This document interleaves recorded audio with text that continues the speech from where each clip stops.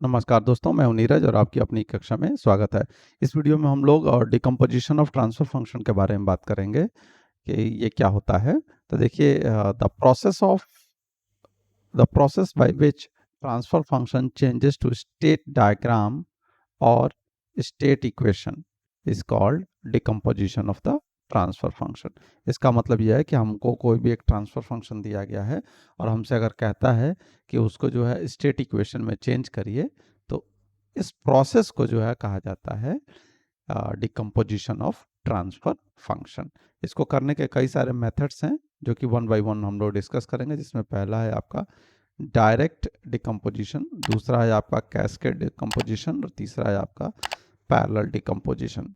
तो सबसे पहले हम लोग डिस्कस करेंगे डायरेक्ट डिकम्पोजिशन। तो डायरेक्ट डिकम्पोजिशन में भी आप देखें तो पहला है direct decomposition to controllable canonical form. Controllable canonical form, ये चीज़ आपको ध्यान रखना है। तो उसके लिए क्या है कि सपोज इस तरीके का आपको ट्रांसफर फंक्शन दिया हुआ है, जिसमें आप देखिए तो ऊपर के जो आपके पोल्स जीरोस हैं वो b1 b2 b3 इस तरीके से वर्ड है, और डिनोमिनेटर में आपका a1 a2 इस तरह से दिया हुआ है। सपोज इस तरीके का ट्रांसफर फंक्शन है। अब इसमें क्या कहता है कि express the numerator and denominator in the form of rational polynomials, जो कि यहाँ पे बने हुए हैं। अब कह रहा है divide the numerator and denominator by the highest power of s in the numerator on the और डिनोमिनेटर, यानी कि इनमें जो है हाईएस्ट पावर से हम s के हाईएस्ट पावर से जो है डिवाइड कर देंगे ऊपर नीचे दोनों, चाहे वो न्यूमरेटर की हाईएस्ट हो या फिर डिनोमिनेटर जो हाईएस्ट हो उससे। फिर multiply the numerator and denominator by qs। qs the dummy number, एक डमी नंबर ले लिया गया है जो कि अपनी तरफ से कुछ भी एज्यूम कर सकते हैं। क्वेश्चन में हम लोग qs ही एज्यूम कर लेंगे। उसके बाद कहा गया express the numerator and denominator separately and use the denominator equation two right the expression of QS, यानी कि क्यूएस को एक्सप्रेस करने के लिए डिनोमिनेटर वाली जो इक्वेशन है उसको इस्तेमाल किया जाएगा। फिर draw the state variable diagram, draw the state variable diagram यानी कि SVD for QS obtain in step 4, यानी कि इस स्टेप में जो इक्वेशन हमको क्यूएस की मिलेगी उसका स्टेट वेरिएबल डायग्राम बनाना। ये कोई नई चीज़ नहीं है, हमें इसमें घबराना नहीं है। ये हमारा सिग्नल फ्लो ग्राफ जो होता है वही है, समझिए। बस इसका नाम जो है स्टेट वेरिएबल हम लोग पढ़ रहे हैं तो स्टेट वेरिएबल डायग्राम कह रहे हैं। फिर draw the SVD of output. Output का मतलब है कि जो न्यूमरेटर वाला हिस्सा होगा वो आउटपुट मिलेगा, तो न्यूमरेटर का भी एसवीडी हम लोग को ड्रॉ करना होगा। फिर दोनों एसवीडी को आपस में जोड़ देना है, जो कि हमको फिफ्थ और सिक्स अलग अलग स्टेप्स पे मिले हैं। तो right the expression for the derivatives of state variables. अब हमें क्या करना है, जो डेरिवेटिव्स हैं उसके अकॉर्डिंग स्टेट वेरिएबल से जूम कर लेने हैं और फिर उनकी इक्वेशन लिख देनी है। Feedback path are determined by system poles, यानी कि जो फीडबैक पाथ नीचे की तरफ आपको दिखेंगे वो हमको पोल्स से मिलेंगे। और फॉरवर्ड पाथ, ये भी आप लोगों ने ऑलरेडी जो है सिग्नल फ्लो ग्राफ में पढ़ा हुआ है फॉरवर्ड पाथ क्या होता है। तो फॉरवर्ड पाथ जो है हमको जीरो से मिलेंगे। अब इन सभी स्टेप्स को समझने के लिए हम क्या करेंगे, एक क्वेश्चन ले लेते हैं। ये क्वेश्चन लिया गया है जिसमें C S upon R S, यानी कि एक ट्रांसफर फंक्शन दिया गया है S plus six upon S square plus 5x plus 6। अब इससे जो है हम लोग स्टेट स्पेस रिप्रेजेंटेशन करने वाले हैं। तो सोल्यूशन में क्या करना है, सबसे पहले जैसा कि इसमें कहा गया था कि न्यूमरेटर और डिनोमिनेटर की जो भी हाईएस्ट डिग्री होगी उससे डिवाइड कर देना है। तो एस स्क्वायर ही आपकी हाईएस्ट डिग्री है, तो हम क्या करेंगे, डिवाइड कर देंगे ऊपर और नीचे दोनों। तो जब आप यहाँ पे डिवाइड जैसे ही करेंगे तो हमें इक्वेशन यहाँ पे देखिए, यहाँ पे ऊपर डिवाइड करोगे आप, जैसे यहाँ पे S plus six divided by S square करोगे तो क्या आएगा, एस टू द पावर, यानी कि या कह सकते हैं 1/s प्लस 6 अपॉन एस। तो इसको क्या लिख सकते हैं, S to the power -1 plus 6 S to the power, यहाँ पर देखिए ये एस स्क्वायर होगा तो ये एस पावर -2 हो जाएगा। तो इस तरीके से ये टर्म जो है लिखा गया। वैसे डिनोमिनेटर में भी लिख लेंगे, यहाँ पे 1 आ जाएगा, यहाँ पे एस टू पावर -1, यहाँ पे आ जाएगा एस टू पावर -2। तो ये वैल्यूज़ जो है हमको C S upon R S की मिल जाएगी। अब क्या कहा जा रहा है, न्यूमरेटर और डिनोमिनेटर दोनों में जो है क्यूएस से मल्टीप्लाई कर दीजिए, जो कि नेक्स्ट स्टेप के लिए कहा गया था। तो आपने यहाँ पे दोनों को मल्टीप्लाई कर लिया। अब यहाँ पर जो सी एस इजकल टू ये न्यूमरेटर वाला हिस्सा अलग लिख लिया जाएगा, देखिए, और डिनोमिनेटर वाला हिस्सा अलग लिख लिया जाएगा। ठीक है। अब यहाँ से हम क्या करेंगे, आर एस की वैल्यू देखिए, ये वाला हिस्सा है, इसको हम लोग यहाँ पे फिर से यूज़ कर रहे हैं और इसमें क्यू एस से मल्टीप्लाई कर लिया है।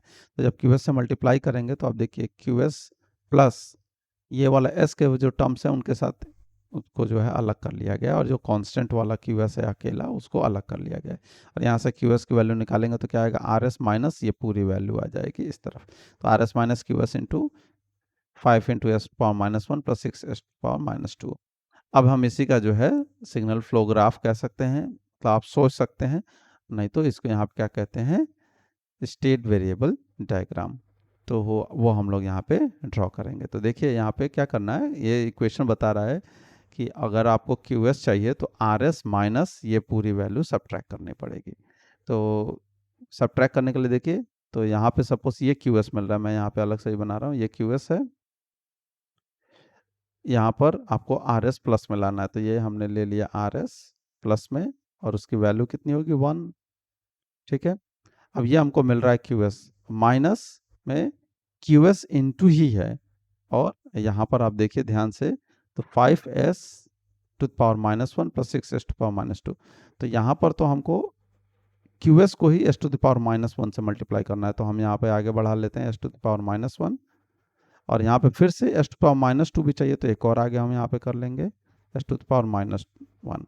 तो ये एक्चुअली में क्या हो रहा है, ये एक तरफ से देखें तो इंटीग्रेशन है, s to power minus one यानी कि 1 अपॉन एस है, तो ये 1 अपॉन एस जो है लाप्लास के टर्म्स में देखें तो इंटीग्रेशन को रिप्रेजेंट करता है। अब आप यहाँ पे ध्यान से देखें तो क्यू एस इंटू यहाँ पर आपको मिलेगा S to the power minus one, यहाँ पर मिलेगा Q S into S to the power minus two, यही मिलेगी वैल्यू। तो इसका क्या मतलब हुआ, हमको मिल गया Q S into S power minus one, Q S into S power minus to. अब 5 और 6 का मल्टीप्लाई करना है, तो हम यहाँ पर क्या मिल रहा है, ये वाला जो टर्म है हमको मिल रहा है Q S into S to the power minus one. तो इसमें से अगर हम 5 का मल्टीप्लाई कर दें वो भी माइनस के साथ में, और ला के यहाँ पे फिर से इसी पॉइंट पे ही कर दें, क्यों, क्योंकि हमको क्यू एस की वैल्यू निकालनी है, तो हमें मिल जाएगा आपका Q S into 5 into S to power minus 5 minus one, तो ये एक वैल्यू मिल जाएगी। और एस पावर माइनस टू के लिए यहाँ से ले आएंगे, फिर यहाँ पे ले जाएंगे, और कितना 6 से, बाहर माइनस लगा है तो इसलिए यहाँ पे क्या लिखेंगे -6। तो इस तरीके से हमको जो है ये इक्वेशन जो आपकी है, ये एक्सप्रेशन, इसका जो है एस वी डी मिल जाएगा। अब हमें ड्रॉ करना है एस वी डी किसके लिए, सी एस के लिए। C S is equal to Q S into S to power minus one plus 6 S to power minus two. तो S power minus two S power minus one दो बार है यहाँ पे, तो हम यहाँ पे S to power minus one S to power minus one यहाँ पर आ गए, तो यहाँ पे हमको मिलेगा S to power minus two, यहाँ पे S to power minus one, और क्यू एस से मल्टीप्लाई करना है, तो Q S into S power minus one, उसमें S to power minus one करेंगे तो Q S into S to power minus two आ जाएगा, और उसमें हम क्या करेंगे, जो भी यहाँ वैल्यू आएगी उसको 6 से मल्टीप्लाई करके आगे ले जा रहे हैं, और यहाँ पे Q S into S to power minus one है, उसको 1 से मल्टीप्लाई करके यहाँ पे ले आ रहे हैं, और इन दोनों को जब जोड़ेंगे तो हमें क्या मिल जाएगा, सी एस की वैल्यू मिल जाएगी। तो अब क्या किया जा रहा है, इन दोनों को आपस में कंबाइन कर लिया गया है, तो यहाँ पे उठा के दूसरे को दोनों को एक साथ बना लिया गया। ये जो फॉरवर्ड पाथ अगर आप यहाँ ध्यान से देखेंगे तो ये फॉरवर्ड पाथ और ये वाला जो फॉरवर्ड पाथ है वो लगभग यहाँ से यहाँ तक जो है एक ही है, तो उसको एक ही में बना के एक साथ ड्रॉ कर लिया गया है। ठीक है, अब यहाँ से देखिए तो हम यहाँ पे स्टेट इक्वेशंस में स्टेट वेरिएबल्स एज्यूम कर सकते हैं। तो ये वाला पॉइंट हमारा x1 है, ये हमारा क्या है x2 है। तो अगर आप यहाँ पे ध्यान से देखें तो x1 का जो डॉट यानी कि इसका डिफ्रेंशिएशन होगा वो क्या होगा, x2 होगा, और x2 का जो डिफ्रेंशिएशन होगा वो यहाँ वाला पॉइंट है, उसमें क्या आ रहा है, RT आ रहा है, यहाँ पे 6x1 आ रहा है माइनस का, और यहाँ पे 5x2 आ रहा है माइनस का। तो ये दोनों इक्वेशन हमको यहाँ पे मिल जाएगी। अब इसको स्टेट वेरिएबल ऑलरेडी हम लोगों ने पढ़ा हुआ है, तो बिल्कुल वैसे ही है, तो इसको रिप्रेजेंट किया जा सकता है। इसको हम लोग क्या लिख सकते हैं, 0 इंटू x1 प्लस x2, तो 0 इंटू वन, यहाँ पर क्या हो जाएगा, RT को हम लोग दूसरी तरफ इस तरफ ले आएंगे, तो पहले हम लोग x1 x2 लेंगे तो -6 -5 1, और यहाँ पे x1 x2, और यहाँ इक्वेशन में देखेंगे आप ध्यान से तो यहाँ पर क्या लिख सकते हैं, 0 इंटू RT, और यहाँ पर क्या है आपका RT है, तो 0 इंटू वन RT। तो इस तरीके से आपको जो है स्टेट इक्वेशन मिल जाएगी। आउटपुट इक्वेशन के लिए आपको क्या चाहिए होगा, आउटपुट इक्वेशन ये है आपकी, या कह सकते हैं कि CT। तो यहाँ पर हमको देखिए CT इज इक्वल टू क्या मिल जाएगा, या इस डायग्राम से ही देख लीजिए, यहाँ x1 से आ रहा है 6 और x2 से आ रहा है कितना 1, तो 6x1 प्लस x2 आ गया, तो उसको भी हम लोगों ने मैट्रिक्स के फॉर्म में रिप्रेजेंट कर लिया, तो हमें ये मिल गया। ठीक है, तो इस तरीके से हमारा क्या मिल गया, CFF मिल गया। ये हमारा फर्स्ट मेथड है डिकम्पोजिशन का, जो कि कहा गया था कंट्रोलेबल कॉनिकल फॉर्म, CCF।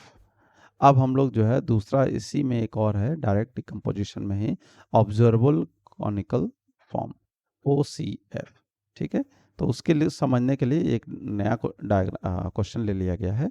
ये ट्रांसफर फंक्शन आपको दिया गया s² + 3s + 3, और यहाँ पर आपका है s³ + 2s² + 3s + 1। अब ट्रांसफर फंक्शन को हम लोग आउटपुट अपॉन इनपुट यानी कि ys/us के फॉर्म में लिख ले रहे हैं। और यहाँ पर हम क्या कर रहे हैं, देख रहे हैं कि दोनों में डिनोमिनेटर और न्यूमरेटर में, आप ध्यान से देखें तो डिनोमिनेटर में हाईएस्ट डिग्री है तो s⁻³ है, तो ऊपर नीचे हमने क्या कर दिया, s⁻³ से डिवाइड कर लिया न्यूमरेटर और डिनोमिनेटर दोनों में, तो हमें ये इक्वेशन मिल जाएगी जैसा पिछले पार्ट में किया था। उसके बाद हमें क्या करना है, इनको क्रॉस मल्टीप्लाई कर लेना है। तो जैसे ही आप क्रॉस मल्टीप्लाई करेंगे तो इस तरीके की इक्वेशन देखिए मिलेगी आपको। अब यहाँ पर ध्यान से देखिए, जब इसको मल्टीप्लाई करेंगे तो ys अलग आएगा और ये पूरा टर्म जो है ys के साथ मल्टीप्लाई होगा। तो ये सारा का सारा पॉजिटिव में है, लेकिन अगर हम सिर्फ ys को एक तरफ रखें तो ये वाला टर्म इंटू ys इस तरफ जाएगा तो नेगेटिव हो जाएगा, तो वही चीज़ यहाँ पे लिखी गई है। ठीक है, ये वाला टर्म आप देखेंगे ध्यान से, और ये वाला टर्म, ये दोनों एक ही हैं, और ये टर्म इंटू ys और ये टर्म एक ही है, कॉमन है, और इधर प्लस है, इस तरफ जाएगा तो क्या होगा, माइनस हो जाएगा। अब इसी का जो है स्टेट वेरिएबल डायग्राम बना लिया गया है। तो आप यहाँ पे देखिए, तो s⁻³ तक है, तो इसलिए यहाँ पर आप देखेंगे ध्यान से तो 3 बार इंटरवल किया गया है, s⁻⁻1, s⁻⁻1, s⁻⁻1। और यहाँ पे 1 1 इसलिए इस्तेमाल किया गया है क्योंकि हमको कहीं ना कहीं आवश्यकता है x2 की, फिर x2 डॉट की, अलग अलग। ठीक है, तो इस तरीके से हमें जहाँ जैसी आवश्यकता है उसके अकॉर्डिंग हम लोग यहाँ पे इस्तेमाल कर सकते हैं। तो सबसे पहले हम इस हिस्से की बात करें, तो इस हिस्से में आप देखिए तो ध्यान से क्या है, us इंटू s⁻⁻1। तो आप देखिए ys यहाँ पे हमको लेना है, तो ys is equal to us into s⁻⁻1 multiply होके यहाँ पर आ गया। फिर दूसरा है 3s², तो आप देखें ध्यान से, तो यहाँ पे us इंटू s² पावर -2 है, तो ये s⁻⁻1 और s⁻⁻1। तो जब हम यहाँ पर इनपुट ले आएंगे तो ये 3 इंटू s⁻⁻1 आएगा, फिर आगे जाके 3 इंटू s⁻⁻1, दोनों मल्टीप्लाई होंगे, जुड़ेंगे तो s⁻2 हो जाएगा। तो ये एक्सप्रेशन भी हो गया। उसके बाद 3x⁻⁻3, तो 3x⁻, यहाँ पे देखिए तो यहाँ आया 3, और ये तीनों फॉरवर्ड पाथ में आ गए हैं, तो s⁻ कितना हो जाएगा, -3। तो ये वाला हिस्सा कंप्लीट हो जाता है। फिर उसके बाद बात आती है इस हिस्से की। तो इस हिस्से की अगर हम बात करें तो देखिए हमको क्या क्या मिलने वाला है। यहाँ पर हमको कह रहा है कि माइनस टाइम्स 2s⁻⁻1, 2s⁻⁻1। तो देखिए ये है आपका, लेकिन ys से मल्टीप्लाई होना है, तो ys ये है, यहाँ से 2s⁻⁻1, यहाँ फीडबैक लगा दिया -2 का। फिर उसके बाद क्या आ रहा है, 3s⁻⁻2, तो यहाँ पे फीडबैक लगाया है कितना, 3s⁻⁻2 का। हाँ, यहाँ पे दोनों s² आ रहा है माइनस का, और इसको 3 से मल्टीप्लाई किया, तो यहाँ से आएगा तो 3s⁻²। फिर s⁻³ इंटू 1 है, तो लेकिन बाहर लगा नेगेटिव, तो यहाँ से देखिए उठाया और 3s⁻³ के ऊपर टेक लगाया। तो यहाँ पे जब सिग्नल आएगा और आगे बढ़ेगा तो s जो है s⁻1 जो है 3 बार आएगा, तो s⁻³ हो जाएगा। तो इस तरीके से आपको जो है मिल जाता है, ये इक्वेशन है इसका स्टेट वेरिएबल डायग्राम। तो ये हमें मिल गया है। अब इसके बाद हम क्या करेंगे, इन्हीं इक्वेशंस को देखते, ये डायग्राम को देखते हुए ये इक्वेशन हम लोग लिख सकते हैं बड़े आराम से। तो देखिए यहाँ पर सबसे पहले y की वैल्यू किसके बराबर है, यहाँ पे मान लिया x3, फिर ये x2 और ये हमारा x1 स्टेट वेरिएबल्स मानते हैं। और x2 को आप एक बार इंटीग्रेट करेंगे तो x3 डॉट आएगा। फिर उसके बाद जो है x2 को एक बार इंटीग्रेट करेंगे तो आपको x2 डॉट मिलेगा। और उसके बाद जो है इधर वापस आ रहे हैं, x1 को इंटीग्रेट कर रहे हैं तो x1 डॉट का मतलब एक कह सकते हैं कि x1 डॉट यहाँ डिफ्रेंशिएशन था, उसको इंटीग्रेट किया था तो हमें क्या मिल गया था, x1 मिल गया था। तो इस तरीके से हमें ये सारी वैल्यूज़ मिली हैं। अब हम क्या करेंगे, यहाँ पर y की value y is equal to कितना आ गया है, x3 आ गया है। इसके बाद x3 डॉट आपको ये वाला हिस्सा है, x3 डॉट पर देखिए कहाँ कहाँ से आ रही है वैल्यू, ये आ रहा है आपका, एक तो यहाँ से आ रहा है u, तो u लिख लिया, प्लस क्या आ रहा है, x2 से 1 तक आया, ये x2 आ रहा है, प्लस और क्या आ रहा है, यहाँ से आप सिग्नल देखिए, x3 से आ रहा है -2 टाइम्स, तो -2 x3 आ रहा है, तो ये मिल गया। अब ये 0 है, ओ जैसा दिख रहा है, ये 0 है, तो इसको थोड़ा अरेंज करके लिख लिया गया, 0x1 plus x2 plus -2 x3 plus u। फिर x2 डॉट की बात करें तो यहाँ पर बात करेंगे तो आ रहा है देखिए u से 3, तो 3u, फिर उसके बाद इधर से x3 से आ रहा है -3 टाइम्स, तो -3 x3 आ गया, और x1 1 टाइम्स है तो इसलिए x1 लिख लिया, फिर उसको अरेंज कर लिया गया है। फिर x1 डॉट की बात करें तो यहाँ पर देखिए, तो u आ रहा है 3 टाइम्स, तो 3u प्लस, यहाँ से अगर आप ध्यान से देखेंगे तो -1 इंटू x1 है, यहाँ पे प्लस लिखा है, ये गलत है, यहाँ पर होगा माइनस, यहाँ पर भी क्या आ जाएगा आपका माइनस। तो इस तरीके से एक्सप्रेशन मिल जाता है। अब उसी को हम क्या करेंगे, रिप्रेजेंट कर लेंगे मैट्रिक्स के फॉर्म में। तो जैसे ही हम मैट्रिक्स के फॉर्म में रिप्रेजेंट करते हैं, हमें ऑटोमेटिकली जो है स्टेट इक्वेशन मिल जाता है। यहाँ पर उन्होंने प्लस लिया था, तो ये यहाँ पर प्लस नहीं माइनस होगा, तो यहाँ माइनस हम लिख लेते हैं। तो ये हमको मिल गया आपका स्टेट इक्वेशन। और आउटपुट इक्वेशन की बात करें तो ये हमारा आउटपुट इक्वेशन है। आउटपुट इक्वेशन जो है y = x3, तो y = x3 को आप चाहें तो आप लिख सकते हैं 0 × x1 plus 0 × x2 plus 1 × x3, तो बाकी का टर्म 0 0 1 आ जाएगा, और यहाँ x1 x2 x3। तो इस तरीके से जो है हमारा ये जो ट्रांसफ़र फंक्शन था उसको भी हमने किस में रिप्रेजेंट कर लिया, स्टेट इक्वेशन में रिप्रेजेंट कर लिया। तो आशा करते हैं कि आपको ये वीडियो पसंद आई होगी। अगर वीडियो पसंद आई है तो अपने दोस्तों के साथ शेयर करें, और चैनल पर नए हैं तो चैनल को सब्सक्राइब कर लें। धन्यवाद।